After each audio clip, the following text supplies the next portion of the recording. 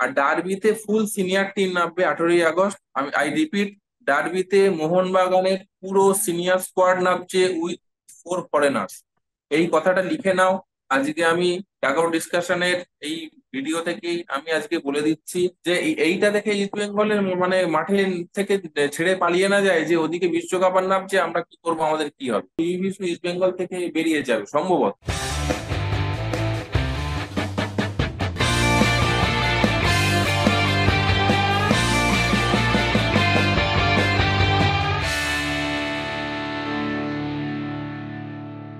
নমস্কার সকলকে, dug out ডিসকাশনের আরেক নতুন এপিসোডে আজকে আমার সাথে উদিত দা আছে। এবং উদিত দা, সেই মোহনবাগানের জার্সি তুমি পরে নিয়েছো, দারুণ লাগছে। কিন্তু মোহনবাগান ট্রান্সফার মার্কেটেও তো অনেক কিছু মানে শোনা যাচ্ছে মোহনবাগানকে নিয়ে, যে গ্রেগ স্টুয়ার্ট নাকি সই করতে চলেছে মোহনবাগানে। সেই গ্রেগ স্টুয়ার্ট মোহনবাগানের সাথেই বোধহয় লাস্ট ম্যাচ খেলেছিল। এইটা তুমি কিভাবে দেখছো, যে গ্রেগ স্টুয়ার্ট এবার মোহনবাগানে আসাটা, এটা কি মনে হচ্ছে? গ্রেস স্টুয়ার্টের মোহনবাগানে আসাটা নিঃসন্দেহে একটা আমাদের সকল মোহনবাগানীদের কাছে একটা মানে বড় খবর, জোরদার খবর এখন। কারণ গ্রেস স্টুয়ার্ট যেরকম ফর্মে 2023 সিজনে ছিল, যেরকম মানে তুখোড় ফর্মে ছিল, সেন্ট্রাল ফরওয়ার্ড একজন, অ্যাটাকিং মিডফিল্ডারও সম্ভবত। আর তবে যদি হয়, আমি যতদূর শুনলাম যে 1+1 ইয়ার্স এর ডিল হচ্ছে, 1 বছর প্লাস 1 বছরের ডিল হচ্ছে গেস্ট গার্ডের সাথে। তো ওই ডিলটা অনেকটাই পজিটিভ। ঠিক আছে, মানে আসতে পারে এরকম একটা চান্স, হাই চান্স রয়েছে। কতটা কি হবে কি হবে না সেটা আস্তে আস্তে সব জানা যাবে। যতক্ষণ না অফিসিয়াল বলা হয়েছে ততক্ষণ আমরা মানে ফাইনাল বলতে পারি না। একদম, এবার সেই জন্য একদম। আর সেই হ্যাঁ, হ্যাঁ, আমার যতটা আমার আমার কাছে যতটা খবর আছে, গেক্সটুয়ার্টকে প্রায় 1+1 2 বছরের চুক্তিতে মোহনবাগান দলে নিচ্ছে। এটা আপাতত প্রায় 75% আমার কাছে খবর রয়েছে, বাকি 25 এটা মানে ম্যানেজমেন্ট জানে আর ক্লাব কর্তারা জানে। একদম, একদম। আর গ্রেগ স্টুয়ার্টের ক্যালিবার সম্পর্কে আমরা সবাই জানি, আর যে কোনো পজিশনে উনি অ্যাডাপ্ট করতে পারেন, মানে উইঙ্গারও খেলে নিতে পারেন, অ্যাটাকিং মিডফিল্ডারও খেলে নিতে পারেন, স্ট্রাইকারও খেলে নিতে পারেন, তো মানে পজিশনে ডিমিত্রি পেট্রাডোসের মতনই প্লেয়ার। হ্যাঁ, একদম, একদম ডিমিট্রি পেট্রাটোসের মতনই প্লেয়ার, আর ভার্সেটালিটিও আছে বলতে গেলে। আর এইদিকে দেখতে হবে যে তোমার সাদিকুকে হয়তো ছেড়ে দিচ্ছে মোহনবাগান, আর উনি হয়তো কেরালা ব্লাস্টার্সে যোগ দেবেন। আর ওই সোয়াপ ডিলটার ব্যাপারে তুমি কি বলতে চাইছো?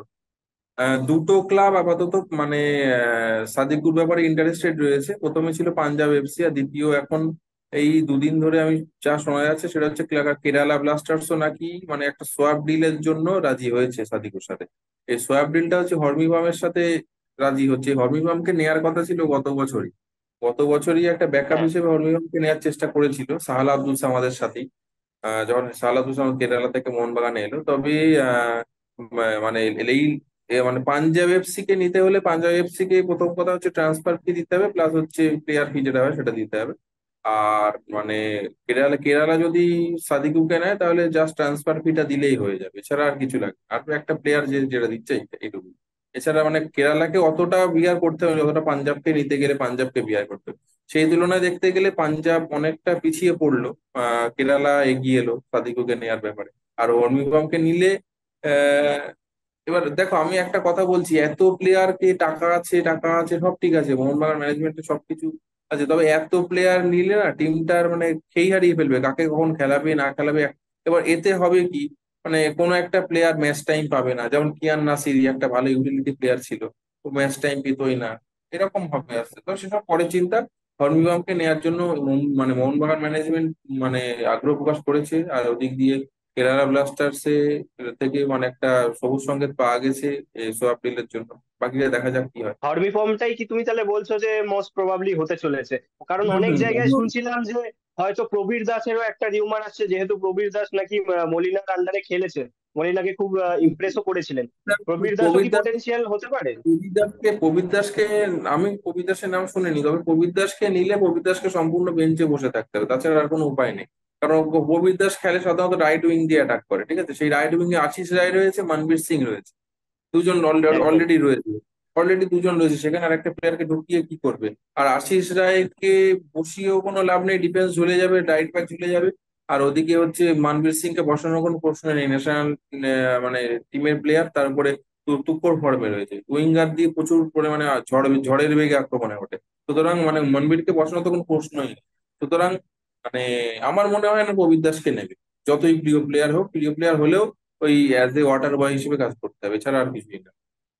তো আর একটা খবর এই মুহূর্তে, মানে একদম, মানে এই মুহূর্তে আমি পেলাম যেটা, সেটা আমি তোমাদেরকে জানিয়ে রাখি, এটা অবশ্যই যেহেতু ট্রান্সফার নিয়ে আলোচনা হচ্ছে।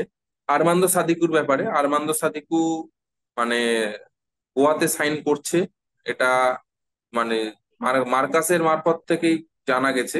এবার মার্কাস যেহেতু এখনো অব্দি কোনো ভুল খবর দেয়নি, সেই জন্য ধরে নিতে পারো তোমরা যে এফসি গোয়াতেই আরমান্দো সাদিকু সাইন করছে। কোনো সোয়াপ ডিল কোনো টিমের সাথে হচ্ছে না, পাঞ্জাব এফসি তেও যাচ্ছে না। তো ধরে নেওয়া যাচ্ছে, তো ধরে নেওয়ার কি, মানে ধরো মানে এফসি গোয়াতেই আমরা দেখতে পাবো এবার এফসি গোয়া জার্সি বলে সাদিকুকে। তো সাদিকুর জন্য অনেক শুভকামনা রইলো, এফসি গোয়াতে গিয়ে নিজের ফর্মটা আরো মানে চূড়ান্ত সীমায় নিয়ে যাক। মানে অনেক বেস্ট উইশেস রইলো মোহনবাগানের সকল সমর্থকদের পক্ষ থেকে।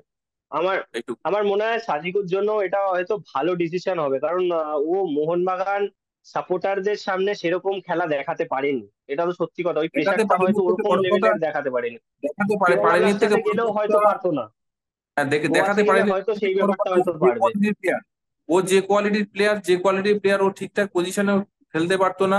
তার থেকে বড় কথা হচ্ছে ওর হেডিং কোয়ালিটি ভালো, ওর ম্যাচ রিডিং পাওয়ার ভালো। এখানে অধিক সন্ন্যাসীতে গাজন নষ্ট, ইগো পাওয়ার, এই সমস্ত সমস্ত কিছুর জন্য আরমান্দ সাদিকও একটা নিজের খেই হারিয়ে ফেলেছিল।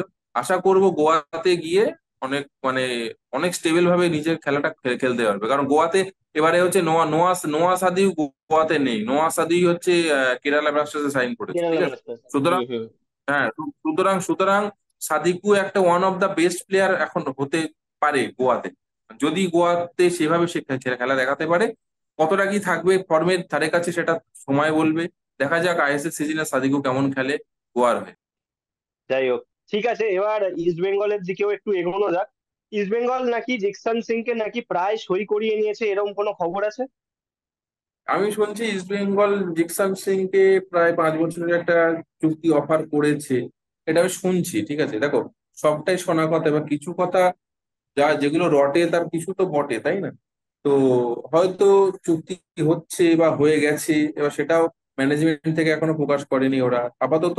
ওদের আমি যা শুনলাম জিকসন সিংকে নেওয়ার জন্য ওরা আগ্রহী আগ্রহী রয়েছে অনেকদিন থেকে, কিন্তু মানে কতটা কি করবে সেটা ওরাই জানে এখন। তবে শুনছি 5 বছরের চুক্তিতে ঢুকতে চলেছে হয়তো। এবারে ইস্ট বেঙ্গলের টিম দুরন্ত লাগছে উদিতদা, মানে আগের বছরের দুরন্ত, তুলনায় তো খুবই ভালো লাগছে। যদি দুরন্ত আনোয়ার লাগবে। আলী আনোয়ার আলীকেও যদি ছিনিয়ে নিতে পারে, যদি হয়, মানে যদি ইস্ট বেঙ্গল করতে পারে, তাহলে ইস্ট বেঙ্গল কিন্তু ডেঞ্জারাস টিম লাগছে, যদি না, তুমি আনোয়ার আলীকে সবকিছু নিতে দেখো। পারবে, আনোয়ার আলীকে নিতে পারবে না। নিতে নিতে গেলেও আনোয়ার আলীকে নিতে গেলে একটা হিউজ পরিমাণ টাকার একটা মানে ক্ষতিপূরণ ইস্ট বেঙ্গলকে দিতে হবে, ঠিক আছে। সেখানে ইস্ট বেঙ্গল সেই ঝামেলায় যাবেই না একটা প্লেয়ারের পিছনে অতটা দিয়ে। আর আনোয়ার হ্যাঁ, আলী গত সেটা বছর কিন্তু চোট থেকে ফেরত আসার পর, ডার্বির পরে যে চোট থেকে ফেরত আসার পরে অতটা কিন্তু ফর্মের আশেপাশে এখনো যায়নি, ঠিক আছে। হয়তো সময় লাগবে, প্লেয়ারটা ভালো প্লেয়ার, ন্যাশনাল টিমের প্লেয়ার। তবে আমার মনে হয় না ইস্ট বেঙ্গল আনোয়ার আলীর জন্য এক্ষুনি লাফালাফি করবে। মোহনবাগানেই আনোয়ার আলী আপাতত আছে। 19শে জুলাই তো প্র্যাকটিসে আসতে বলেছে মোহনবাগান আনোয়ার আলীকে, নাহলে যদি না আসে তখন একটা ক্ষতিপূরণ দেওয়ার কথাও একটা উঠছে। তবে আমি একটা কথা একদম। বলছি, আমি আমি একটা মন প্লেয়ারিং ইলেভেন মানে সেট করেছি আজকে, সন্ধ্যাবেলা বসে সেট করছিলাম। সেটা হচ্ছে ওয়ান কাইন্ড অফ লেফট ব্যাকে হচ্ছে শুভাশিস বোস, মিডফিল্ডে হচ্ছে অ্যালবার্তো রড্রিগেজ, মিডফিল্ড বলছি, সেন্ট্রাল ব্যাকে হচ্ছে অ্যালবার্তো রড্রিগেজ, আর রাইট ব্যাকে হচ্ছে আশিস রায়। আচ্ছা, এবার গোলে বিশাল কাইত রয়েছে। আচ্ছা, মিডফিল্ডে আপুইয়া, আর অনিরুদ্ধ থাপা। এদিকে হচ্ছে লেফট উইঙ্গারে হচ্ছে লিস্টন কুলাসো, রাইট উইঙ্গারে হচ্ছে আহ, তোমার মনবীর সিং। মানভীর। আর আপ ফ্রন্টে হচ্ছে জিমি ডিমি কাম, হুম। জেমি ম্যাগলারেন, দিমিত্রি পেট্রারোস আর জেসন কামিন্স। এই টিমটা যদি নামে, এবং আমি তোমাকে বলছি, আমি একটা কথা বলে রাখি, আজকে যেটা ঘোষণা হয়েছে অফিসিয়াল হয়নি, কিন্তু ধরে রাখো 99% এটা হচ্ছে। 27শে জুলাই থেকে তো ডার্বি শুরু, 29শে জুলাই আমাদের টিম প্র্যাকটিসে নামছে মোহনবাগান মাঠে, মোহনবাগান দিবসের দিন। তো 27শে জুলাই থেকে ডুরান্ড কাপ শুরু, হ্যাঁ, ডার্বি না। Durand cup. হ্যাঁ, তার দুদিন বাদে থেকে প্র্যাকটিসে নামছে। এবার সুতরাং হুম। 27শে জুলাই যে জুনিয়র টিম খেলবে, মানে যেটা কলকাতা ফুটবল লিগ খেলছে সেই টিমটাই খেলবে, এটা বলার অপেক্ষা রাখে না। হয়তো ওর সাথে ওখানে হয়তো গ্লেন মার্টিন্স যেরকম খেলছে, আশিক কুরুনিয়ান হয়তো খেলতে পারে ওই টিমটা, কারণ কুরুনিয়ান ফুল প্র্যাকটিস করছে এখন টিমের সাথে। তো এবার এবার বলি, যাই হোক, সেকেন্ড ম্যাচটা যে টিমটার সাথে রয়েছে সেই টিমটার সাথে মোহনবাগানের কিছু সিনিয়র প্লেয়ার খেলবে কিছু, আর ডার্বিতে ফুল সিনিয়র টিম নামবে 18ই আগস্ট। আমি রিপিট, ডার্বিতে মোহনবাগানের পুরো সিনিয়র স্কোয়াড নামছে উইথ 4 ফরেনার্স। এই কথাটা লিখে নাও। আজকে আমি ডাগআউট ডিসকাশনের এই ভিডিও থেকেই আমি আজকে বলে দিচ্ছি, ডুরান্ড ডার্বিতে 18ই আগস্ট টোটাল 11 জন মোহনবাগানের 11 জনই সিনিয়র প্লেয়ার নামবে উইথ 4 ফরেনার্স। এবং ওই ম্যাচে আমরা হয়তো আহ, মানে জেমি ম্যাকলারেনকে হয়তো অল্টারনেট হিসেবে দেখতে পারি, মানে এক্সট্রা টাইমে হয়তো নামছে, বা রেগুলেশন টাইমে নামছে, এরকম এরকম মানে হাফ টাইমের পরে নামছে, কিছু সময় দেখার জন্য হয়তো নামিয়ে দেখাতে পারে। তবে হ্যাঁ, নামার চান্স রয়েছে। এছাড়াও আপুইয়া এরাও খেলবে, তবে ফুল টিম নামবে। কারণ মোহনবাগান ম্যানেজমেন্ট থেকে বলেই দিয়েছে, ডার্বি আর একটা খুব বড় সম্মানের জিনিস, সেই জিনিসটা আর আমরা প্রশ্রয় দেবো না। ঠিক আছে? তো আপাতত এইটুকু কিন্তু খবর, এইটুকুই খবর। কিন্তু আর ডার্বিতেই পুরো টিম জয়গুপ্তার একটা নামিয়ে। আপডেট দিই। আমি জয়গুপ্তার একটা আপডেট দিই। তো জয়গুপ্তার একটা আপডেট দিচ্ছে, সেটা হচ্ছে যে উম, সেটা হলো যে কিছুদিন আগে বলা হয়েছিল যে লেফট ব্যাকে শুভাশিস বোসের অল্টারনেট হিসেবে জয়গুপ্তাকে মোহনবাগান সাইন করানোর জন্য একটা ইন্টারেস্ট প্রকাশ করেছে। সম্পূর্ণ ভুল কথা। গোয়া থেকে আজকে অফিসিয়াল, এফসি গোয়া থেকে অফিসিয়াল ভাবে জানিয়ে দেওয়া হয়েছে যে টোটালি মানে জয়গুপ্তা ওদের সাথে কানেক্টেড রয়েছে, এবং মানে টার্মস এন্ড কন্ডিশনে চুক্তি আরো বাড়িয়েছে। সুতরাং জয়গুপ্তা আগামী মানে এই মরশুমেও আইএসএল এ বা ডুরান্ড কাপেও গোয়ার হয়ে গেল। যেটা আমি বলছিলাম যে আহ, তোমার ডার্বিতে যে তুমি বলছো ফুল টিম নামাবে, মানে তার আগে কি একটাও ম্যাচে পরীক্ষা করে দেখবে না মানে ফুল টিমটাকে? কারণ আগের বারে আমরা আমি এটাই বললাম তো, দেখেছিলাম, আগের না না, ডুরান্ড কাপে আমরা এটাই দেখেছিলাম যে পুরো ফুল স্ট্রেংথ টিম মোহনবাগান সেই ডার্বিতেই নামিয়েছিল, কিন্তু কোনো কোঅর্ডিনেশন ছিল না, খুব জঘন্য ফুটবল খেলেছিল এবং 1-0 করে হারও হয়েছিল। আমরা না অনেকেই আমি তোমাকে স্পেকুলেট করেছিল যে মোহনবাগান কটা 5টা গোল দেবে, হাফ ডজন গোল দেবে। সেটা হয়নি। এটা আমরা এবারেও তুমি যেটা বললে যে ফুল টিম নামবে মন মানে ডার্বির দিনে, কিন্তু ডার্বির আগে আর একটা ম্যাচে মানে পুরো টিমটাকে একবার পরীক্ষা করে নেওয়া উচিত নয়? আমি বলছি তো, আমি আমি তো বললাম যে 27শে জুলাই যে টিমটা নামবে সেটা হচ্ছে সিএফএল এর টিমটা নামা হবে, ঠিক আছে? মানে ওই সুয়েল ভাট, টাইসন সিং এরা নামবে। তবে এরপরে যে ম্যাচটা রয়েছে 8ই জুলাই, 8ই জুলাই কিছু সিনিয়র প্লেয়ার নামবে। যেমন হচ্ছে আপুইয়া, থাপা, সুভাশিস বোস, যেটা সেট টিম ছিল, দিমিত্রি পেট্রাডোস, এরা সবাই খেলবে। ঠিক আছে, কিছু কিছু কিছু করে খেলবে।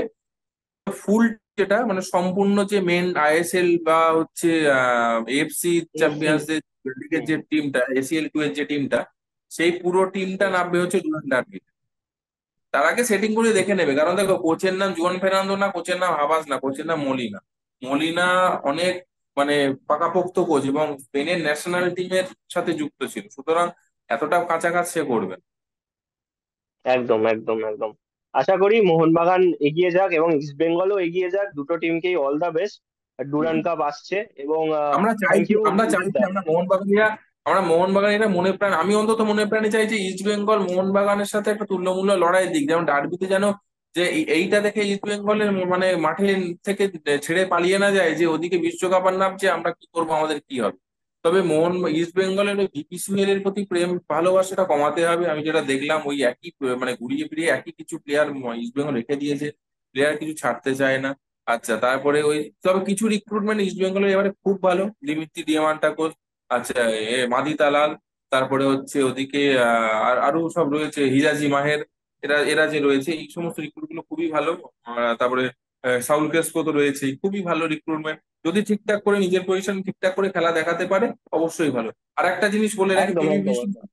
পিভি বিষ্ণুর সাথে ইস্ট বেঙ্গলের একটা সমস্যা তৈরি হয়েছে চুক্তি নিয়ে, ইমামের সাথে ইস্ট বেঙ্গলের এইটা নিয়ে। মানে এক্সটেন্ড সম্ভবত পিভি বিষ্ণু ইস্ট বেঙ্গল থেকে বেরিয়ে যাবে সম্ভবত। আমি যতটা শুনলাম সম্ভবত এরা বেরিয়ে যাবে, কারণ ইমামির সাথে ইস্ট বেঙ্গলের সাথে আর পিভি বিষ্ণুর সাথে একটা মানে মনোমালিন্য হয়েছে, সম্ভবত কি বকেয়া টাকা ফাকা নিয়ে। চাইবো মিটে যাক, কারণ পিভি বিষ্ণু একটা রাইট উইঙ্গারে দারুণ প্লেয়ার, গতবার ডার্বিতে ভালো খেলেছে। সব ইস্ট বেঙ্গল টিমকেও অনেক শুভেচ্ছা। তবে একটা জিনিস, দুটো দলের সমর্থককে আমি একটা কথা বারবার বলবো, ম্যাচ দেখো, খেলার হার জিত একটা খেলার অঙ্গ, ঠিক আছে? ড্র হতে পারে, হারও হতে পারে, কোনো টিম জিততেও পারে। যেমন মোহনবাগানে গত বছর 70 কোটি টাকা টিম নিয়েও মোহনবাগান ইস্টবেঙ্গলের কাছে 1-0 গোলে হেরে বাড়ি আসলো। ঠিক আছে, তারপরে টিমটা যখন সেট হয়ে গেল, তারপর সেই টিমটাকে আর পিছন ফিরে দাঁড়াতে হয়নি। সেক্ষেত্রে সেই ঘটনার রিপিট আবারও হতে পারে, বা এটাও হতে পারে মোহনবাগান হয়তো এইবারে হয়তো 4-5টা গোল মারলো এত ভালো টিম নিয়ে। তো আমি সেই ক্ষেত্রে দুটো দলের সমর্থকদের কাছে একান্ত অনুরোধ করবো, আমার ঈদমাজারে মোহনবাগান পেজের থেকেও আমি অনুরোধ করছি সমস্ত সমর্থকদের, খেলা হয়ে যাওয়ার পরে খেলার যে মাঠে যে লড়াইটা, কিস্তি, মারপিট, মার দাঙ্গা, এসবের কোনো কিছুই দরকার নেই। খেলার ঝামেলাটা, মাঠের একদম ঝামেলাটা মাঠে মিটে ছেড়ে দিয়ে আসি। খেলার বাইরে যখন বেরোবো আমরা সবাই, আমাদের একটাই পরিচিতি হওয়া উচিত, আমরা ভারতীয়, আমরা মানুষ, ঠিক আছে। আমরা যেন কুকুরের মতন বিহেভিয়ারটা না করি, যে ও মারলো একদম আমাদেরকে পরের দিন মারতে হবে। আমরা জবাব খেলায় দেবো, সেটা ইস্ট বেঙ্গলের সমর্থকদের কাছে আমি বলছি, ওই যে মানসিকতাটা অবশ্যই থাকা উচিত যে আমরা খেলার মাধ্যমে জবাব দেব।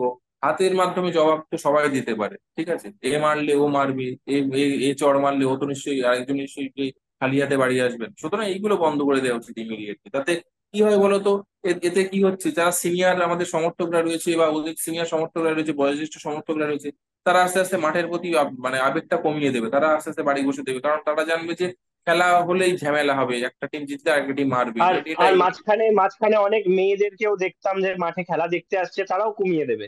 তারা কেউ হ্যাঁ, চাইবে কমিয়ে না যে দিয়েছে, আমরা কমিয়ে এই দিয়েছে। ঝামেলার মধ্যে যাই। আমাদের মোহনবাগানের অনেক সমর্থকও কমিয়ে দিয়েছে, মহিলা সমর্থক, ইস্টবেঙ্গলের অনেক মহিলা সমর্থক কমিয়ে দিয়েছে, শুধু এই একটা কারণের জন্য।